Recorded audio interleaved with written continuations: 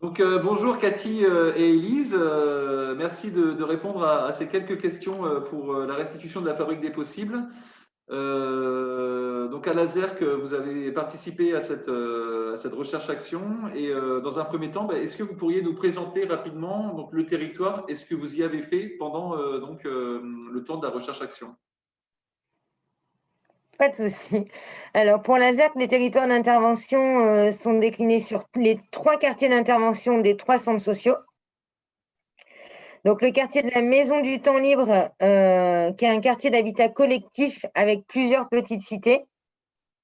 Voilà, c'est un quartier qui a quand même des espaces assez sympas à aller. Des espaces de verdure. Des espaces de verdure, une guinguette, des espaces de jeu, un terrain de basket, un terrain de rugby. Des jardins partagés. Donc, c'est un quartier où l'équipe a été un peu en difficulté. Il y a eu beaucoup de mouvements. Donc, les actions sont tournées beaucoup sur des actions de porte-à-porte et de déambulation. Quelques animations en pied d'immeuble sur l'espace de la guinguette et sur les jardins collectifs. Ouais, la configuration du quartier est assez particulière. En fait, il y a 3 îlots d'immeubles qui sont le Breuil, le Breuil, Deligné et la Chaudronne. Et en fait, c'est assez bizarre parce que c'est des îlots d'immeubles qui sont enclavés au bout d'une rue, qui sont dans des impasses, entre autres. Donc, c'est assez particulier comme profil, bien qu'il y ait effectivement beaucoup de végétation autour.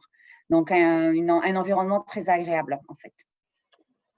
Le deuxième quartier, c'est le quartier de la Passerelle, quartier Saint-Martin. Donc, lui aussi, il est divisé en 3 petits quartiers, dont un qui est assez excentré.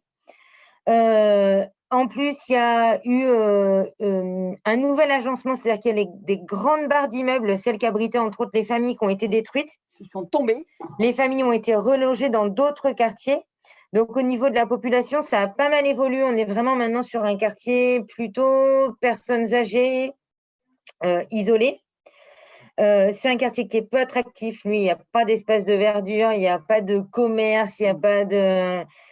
là aussi, l'équipe a pas mal changé et évolué.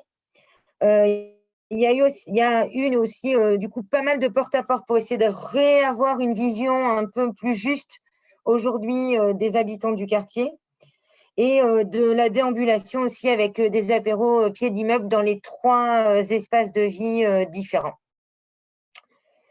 Dernier quartier, c'est celui de Croin, donc un quartier en politique de la ville.